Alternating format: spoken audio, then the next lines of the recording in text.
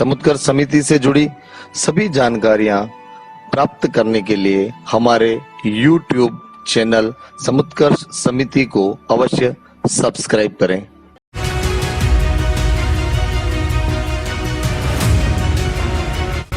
उसमें चाहना नहीं है राजपद की, इसलिए वो आध्यात्मिक पहलू की तरफ ध्यान देता है। धन के लोभ को जीतना चाहता है, संसार में रहकर के सांसारिकता के विरुद्ध अपना प्रवाह स्थापित करता है।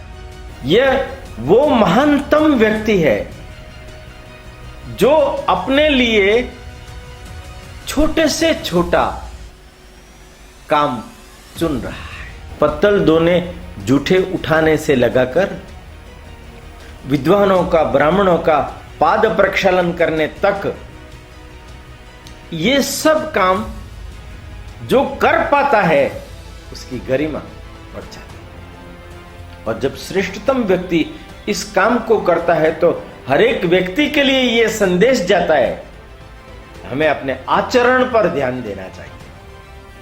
सम्राट भले तुम बन गए होंगे, पर हृदयों पर राज करना यह कोई इनसे सीखे।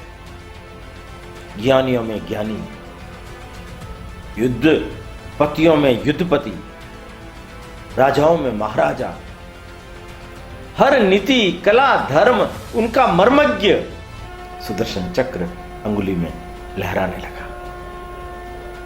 शिशुपाल खड्ग लेकर के कृष्ण को मारने के नियत से आगे बढ़ा, इतने में सुदर्शन चक्र चल पड़ा और उसने उस भरी सभा में शिशुपाल का वध कर दिया। कुशस्थली को आबाद कर द्वारिका जैसी महानगरी बना करके स्वयं राजा नहीं बना, उग्रसेन को राजा बना दिया। ऐसे श्रेष्ठ व्यक्ति की पूजा हमें करनी चाहिए।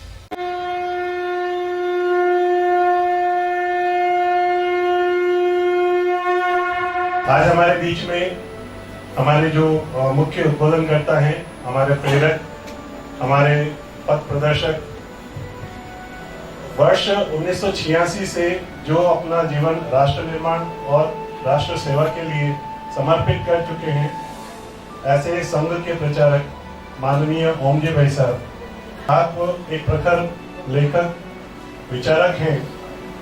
आप द्वारा कई पुस्तकें लिखी गई हैं, जिनमें मेवाड़ गौरव गाथा, जन जन के महावीर, पन्नादाय, बाबा रामदेव जैसी 25 पुस्तकों का आपने लेखन किया है, और जो आज हमारे बीच में हमारे ज्ञानवर्धन के लिए आज प्रकाशित होकर हमारे बीच में है। मैं आज के इस पुनीत अवसर पर मान्यवर भाई साहब से निवेदन करूंगी कि हमें प्रबोधन प्रदान करें। आदरणीय ओमजी भाई साहब।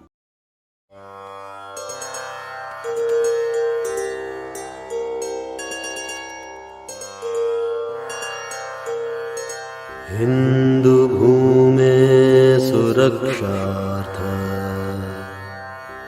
केशवेन विनिर्मितम् यं संघपोषितं येन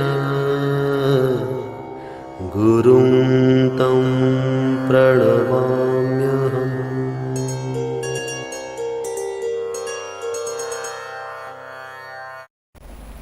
नमस्कार। समुत्कर्ष व्याख्यान श्रृंखला यतो धर्मस् ततो जय में आप सब लोगों का हार्दिक स्वागत है। सज्जनों और देवियों, पिछले एपिसोड में हमने जरासंध वध की संपूर्ण कथा वो सुनी। बिना रक्तपात के न केवल मगध साम्राज्य को, अपितु जरासंध के द्वारा बंदी बनाए गए 100 राजाओं को भी अपने अधीन कर लिया।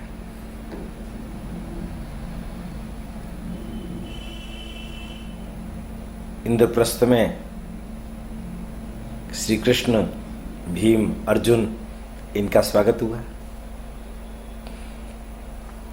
और कृष्ण ने राजसूय यज्ञ यह प्रारंभ किया जाए, इसके लिए दिग्विजयी यात्रा वो निकाली जाए। कृष्ण द्वारिका चले गए। पीछे अर्जुन ने युधिष्ठिर से आज्ञा मांगी कि हे राजन, यदि आपकी आज्ञा हो तो हम चारों भाई दिग्विजय यात्रा पर निकल पड़े।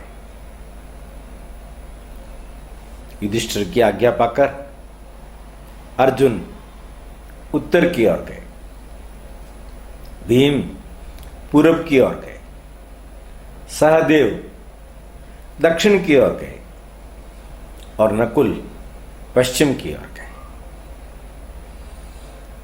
संपूर्ण देश भर में जहां जहां भी ये चारों भाई गए, वहां इनका स्वागत हुआ। ये जिस मनसा से गए थे, उस मनसा की पूर्ति हुई। अपार धन धान्य,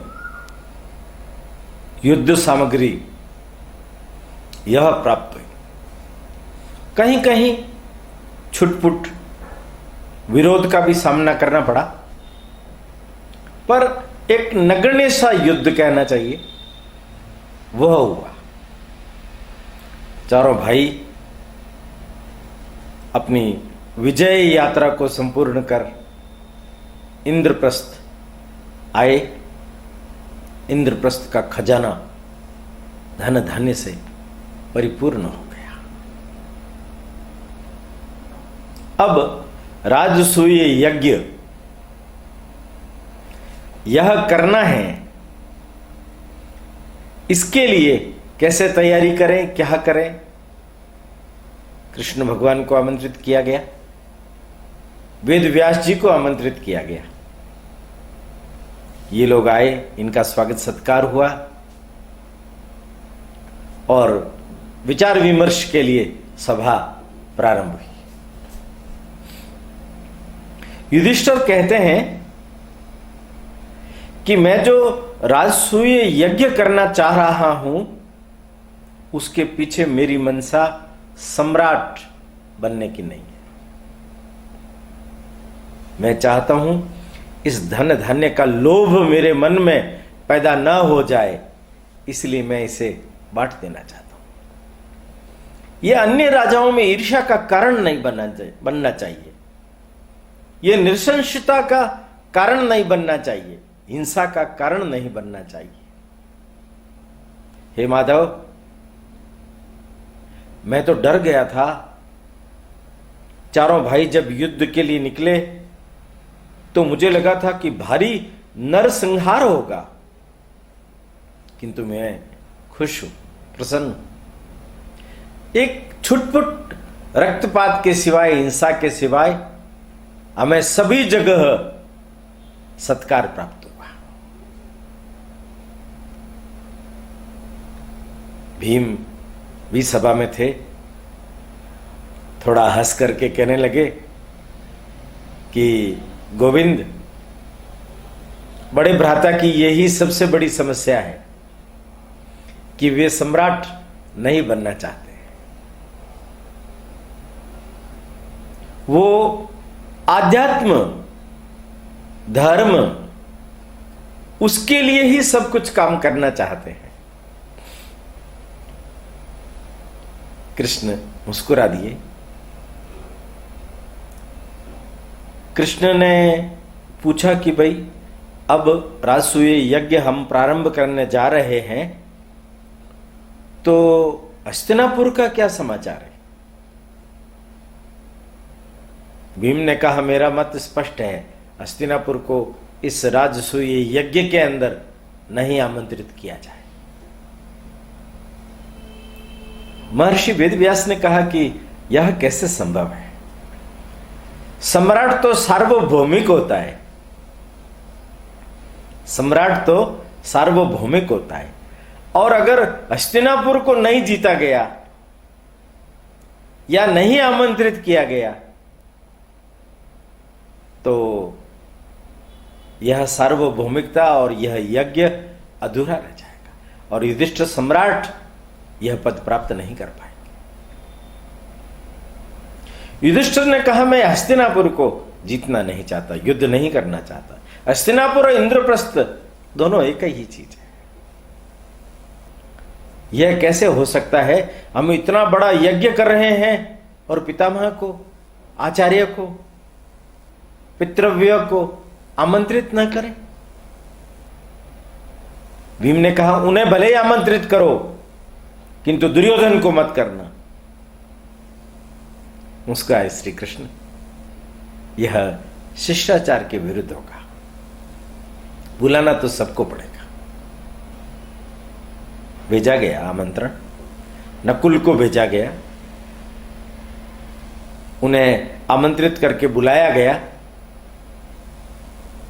और राजसूय यज्ञ वो सभी लोग आए, शकुनी, दुर्योधन,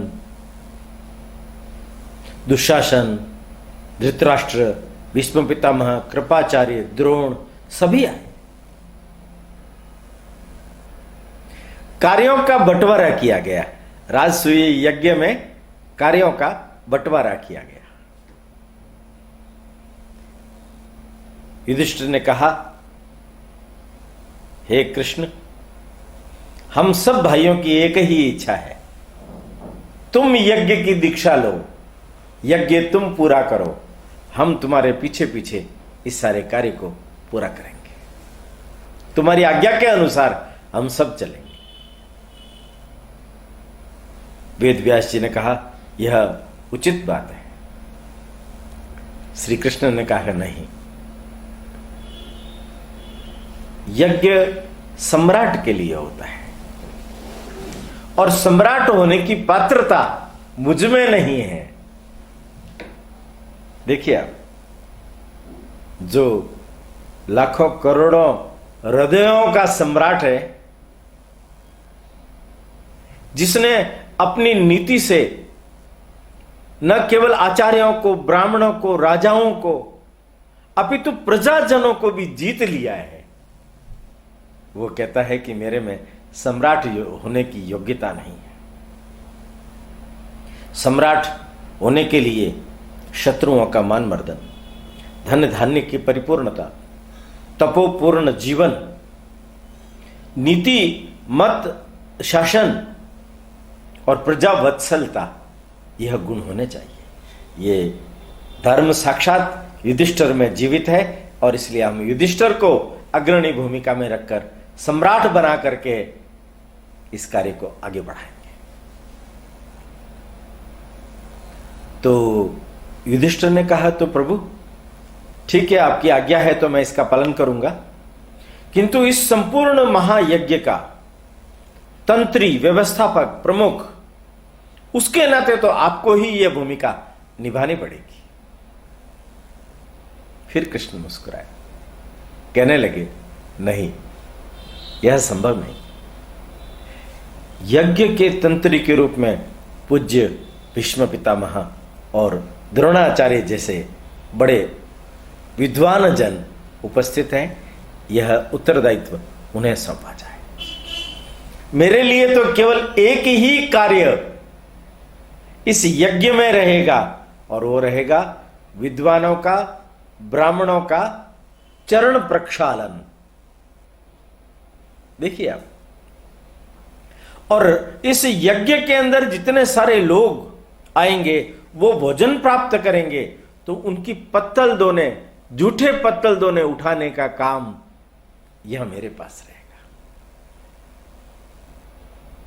ध्यान से समझिए मित्रों, यह वो महानतम व्यक्ति है जो अपने लिए छोटे से छोटा काम चुन रहा है।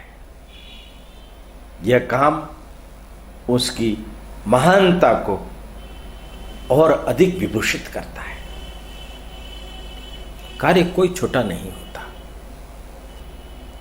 पत्तल दोने जूठे उठाने से लगाकर विद्वानों का, ब्राह्मणों का पाद प्रक्षालन करने तक, ये सब काम जो कर पाता है उसकी गरिमा बढ़ जाती है।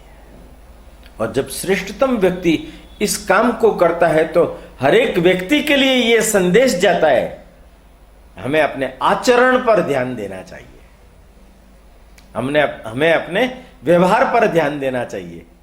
हम कितनी शिष्टता से, कितनी विनम्रता से, कितनी सौजन्यता से इन सब कामों को पूरा कर पाते हैं। विश्व पितामह महर्षि वेद व्यास जैसे लोगों ने अंदर से, हृदय की गहराइयों से श्री कृष्ण को प्रणाम निवेदन किया, उनकी महत्ता समझी। तो इस संपूर्ण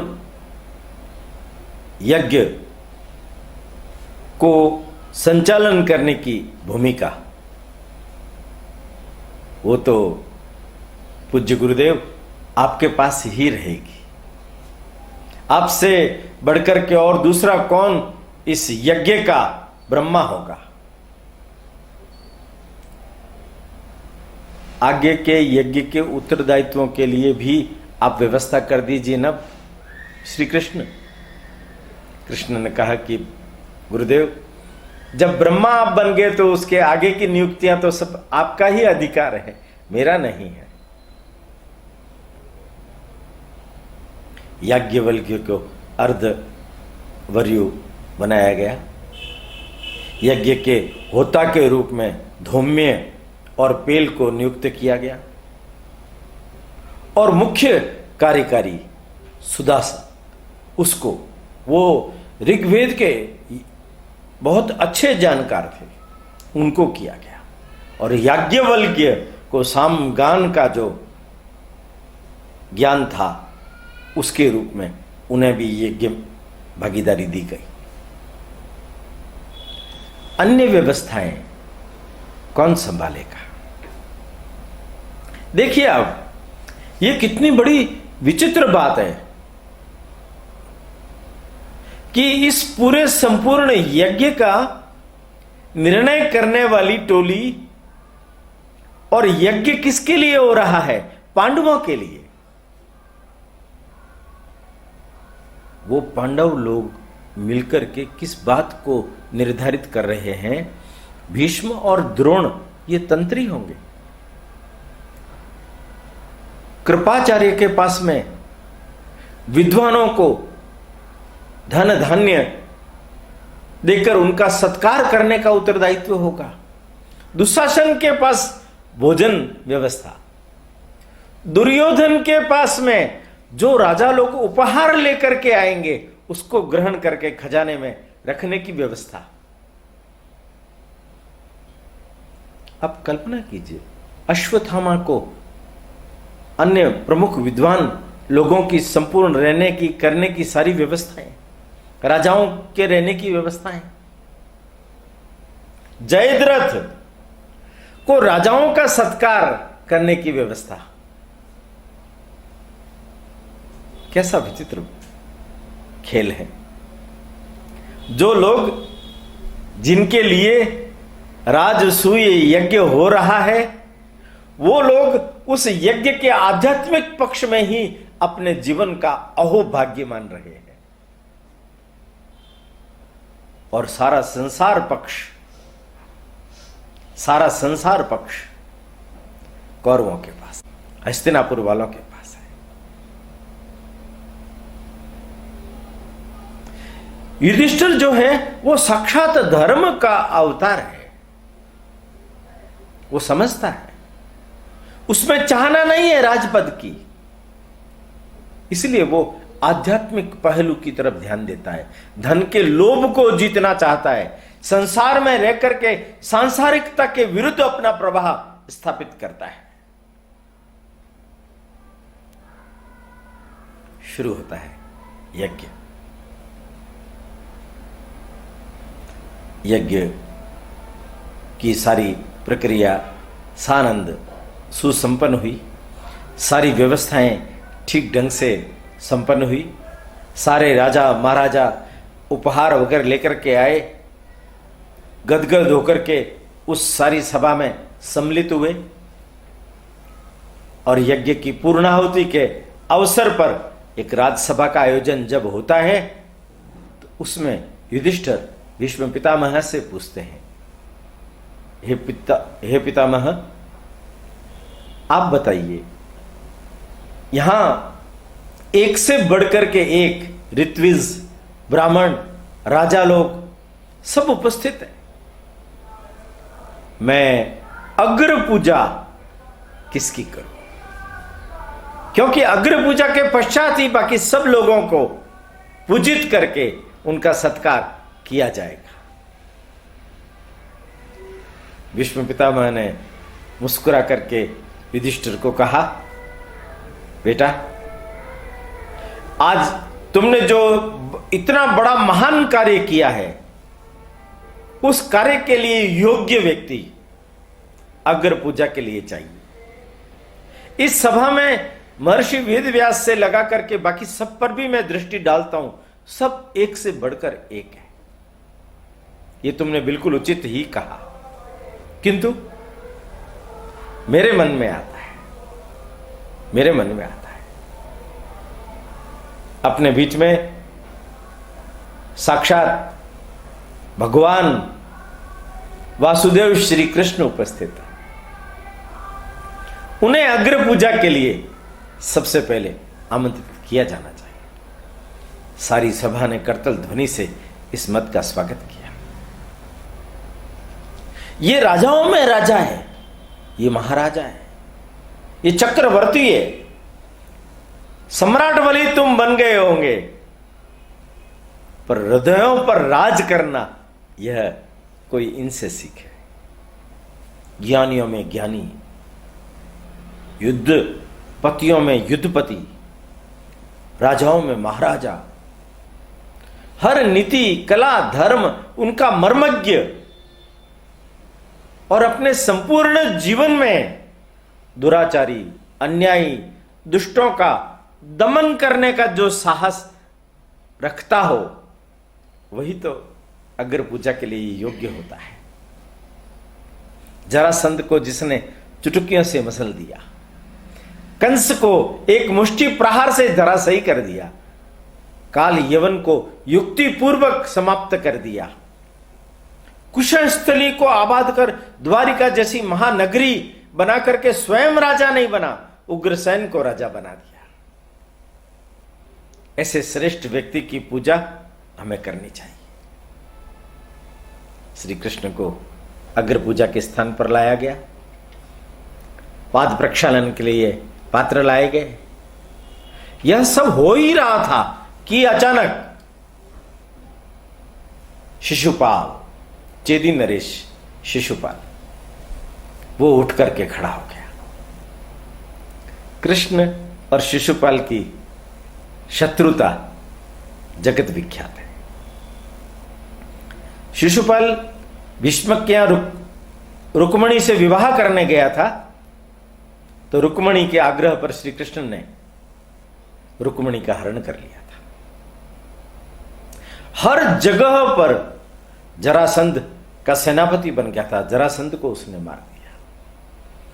मैंने शिशुपाल की समस्त आकांक्षाओं को पूर्ण न होने देने में श्री कृष्ण की भूमिका रही है, इसलिए वो उससे चिढ़ता था और उठ करके खड़ा हो गया।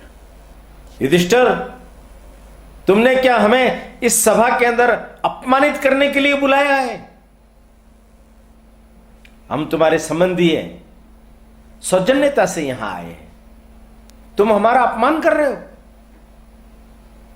महर्षि वेदव्यास, भीष्म पितामह, द्रोण, दुर्योधन, अनेक अनेक ऋत्विज, राजा, महानतम लोग इस सभा के अंदर बैठे हुए हैं और तूने इस ग्वाले को अग्र पूजा के लिए योग्य माना।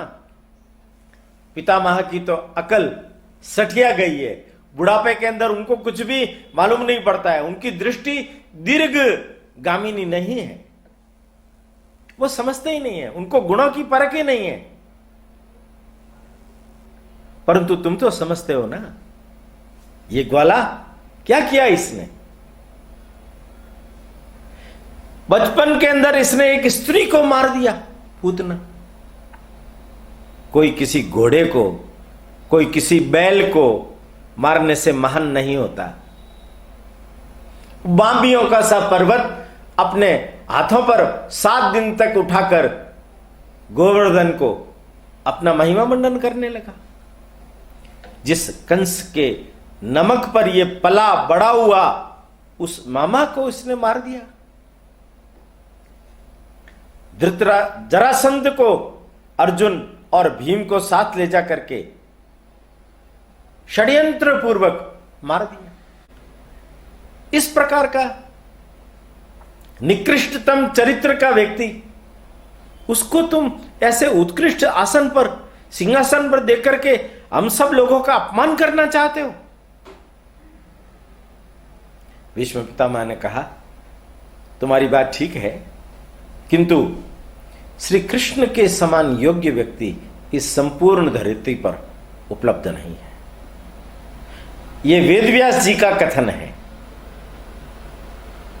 शिशुपाल तो नाराज हो गया।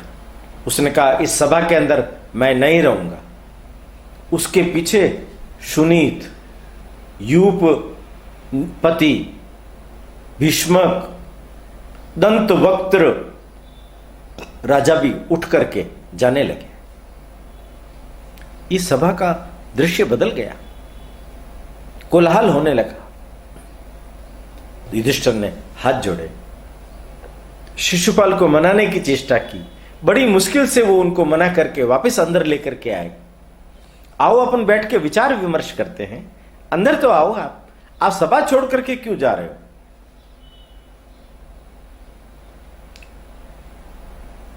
शिशुपाल को तो क्रोध ने घेर लिया था, वो मदांध हो गया था। उसे लगा था कि इस सभा के अंदर मैं कृष्ण को मारकर सारे खेल को ही खत्म कर दूंगा। किंतु उसने उस खेल को खत्म करने के लिए ही अपना खड्ग निकाल लिया, और खड्ग निकाल करके मैं सबसे पहले इस नपुंसक भीष्म पितामह को खत्म कर दूंगा। यही झगड़े की जड़ है। क्या समझता है? ये धर्म का ज्ञाता है। इसने कह दिया और तुमने मान लिया। तुम तो समझदार हो, पांडव लोग तो समझदार हैं। तुम लोग इस प्रकार का क्यों कर्म कर रहे हो? युधिष्ठिर हाथ जोड़ रहा है, मना रहा है। भीम को क्रोध आ गया। तुम भीष्म पितामह को खड्ग दिखा रहे हो। मैं तुम्हारे को इसी क्षण, इसी सभा के अंदर समाप्त कर दूंगा। भीष्म पितामह ने भीम को रोका, ऐसा मत कर। यह सभा है, धर्म सभा है। तुम अपने क्रोध पर नियंत्रण रखो। तुम जानते नहीं हो, यह एक विचित्र प्रकार का खेल चल रहा है। यह श्री कृष्ण की योजना के अनुसार उन्मत्त होकर के यह शिशुपाल क्रोध कर रहा है, क्योंकि कृष्ण अपने तेज में इसका तेज लय करने वाले हैं। इसकी मृत्यु सन्निकट है।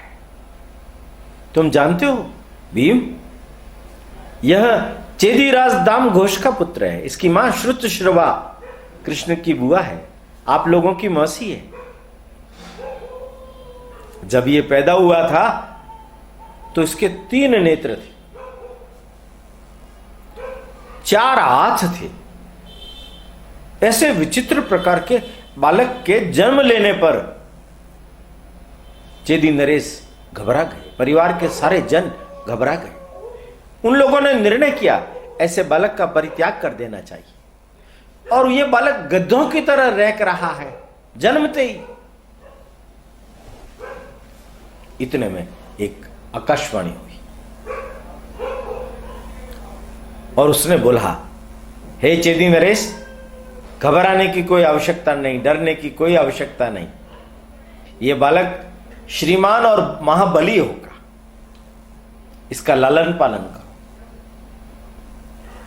मां को होश आया, खुश हो गई, हाथ जोड़ के कहने लगी, आप कोई भी देवता हो, आप कोई भी अदृश्य शक्ति हो, आपने जो आकाशवाणी करके हमारे मन को संबल दिया है, मैं आपको प्रणाम करती हूं।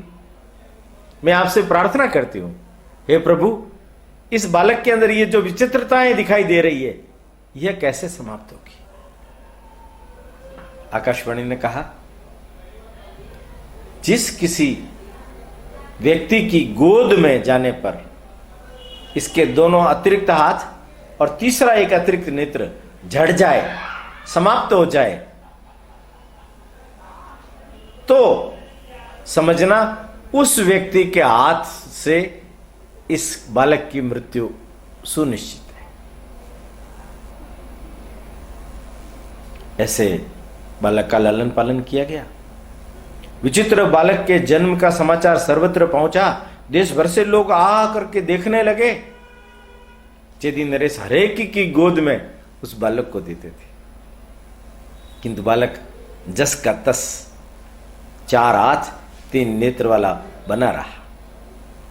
अंत में द्वारिका से अपनी बुआ के लिए पुत्र हुआ है, इसलिए उपहार लेकर के बलभद्र और श्री कृष्ण आए।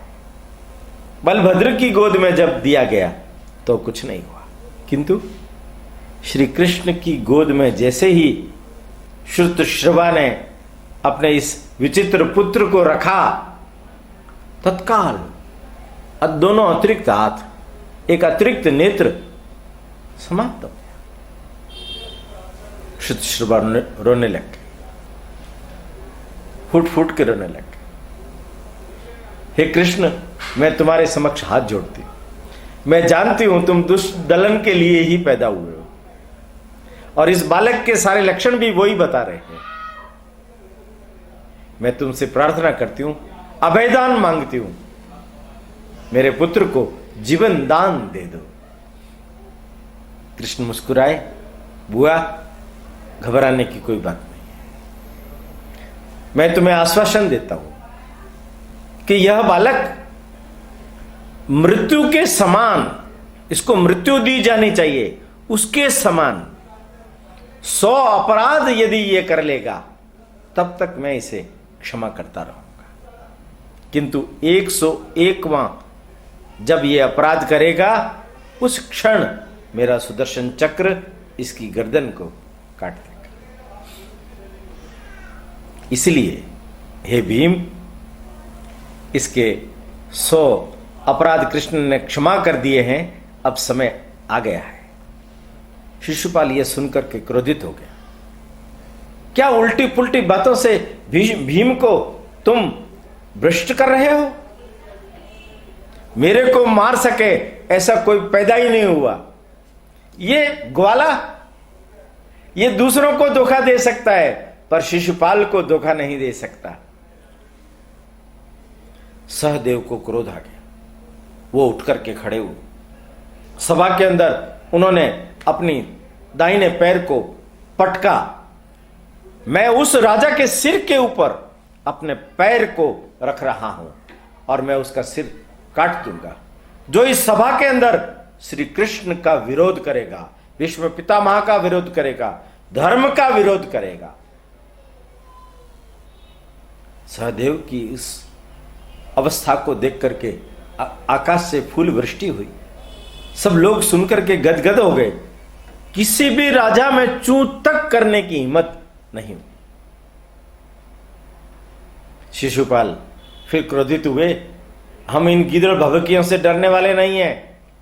आओ राजाओं, इन पांडवों का यहीं सर्वनाश कर डालते हैं। यह यज्ञशाला युद्धशाला बन जाएगी। अब श्री कृष्ण उठे और उठ करके कहा, हे सभाजनों, यह जो शिशुपाल उन्मत्त होकर के सिंह के सो जाने पर कुत्ते की तरह भौंक रहा है, इसका काल निकट आ गया है। आप सब जानते हो ये मेरी बुआ का लड़का है, मैं इसका बड़ा भाई हूं। पर ये अनर्गल प्रलाप कर रहा है। इसने मृत्यु के समान न मालूम कितनी गलतियां की थी। हमारी द्वारिकापुरी को जला दिया, हमारे पिताजी को मारने का प्रयत्न किया, रेवतक को मारने का प्रयत्न किया, छल से कितनी कन्याओं का शील हरण करने का काम किया। निकृष्ट से निकृष्टतम कोटि तक के काम इसने किए हैं। अरे ग्वाले, तुम मुझे क्या चुनौती देते हो? मैं तुम्हें ललकारता हूं, अगर हिम्मत हो तो मुझसे युद्ध करो। कृष्ण मुस्कुराए, यह युद्धशाला नहीं है, यह यज्ञशाला है। अरे डर करके इसको तुम यज्ञशाला बोल करके अपनी जान बचाना चाहते हो? तुम तो छलिए हो। तुमने मेरी वाग्दत्ता रुक्मिणी का हरण किया था। कृष्ण मुस्कुराए, रुक्मिणी की इच्छा से ही मैंने उसका हरण किया था।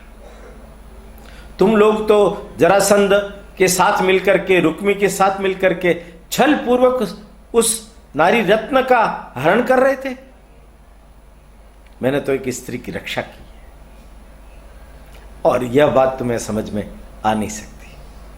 तुम्हारे 100 अपराध पूरे हो गए हैं, और यह भरी सभा के अंदर तुमने जो धर्म भ्रष्टता की है, इतने बड़े बड़े महनीय जनों का अपमान किया है, इसके लिए तुम्हें अब जीवित रहने का अधिकार नहीं है। कृष्ण ने अपनी अंगुली ऊपर की, सारी सभा भाई कंपित हो गई। श्रेष्ठ और सद्भावी जन प्रसन्न हो गए। सुदर्शन चक्र अंगुली में लहराने लगा। शिशुपाल खड़ग लेकर के कृष्ण को मारने के नियत से आगे बढ़ा। इतने में सुदर्शन चक्र चल पड़ा और उसने उस भरी सभा में शिशुपाल का वध कर दिया। शिशुपाल की देह कबंध होकर नीचे गिर पड़ी। सभा सन्नाटा छा गया।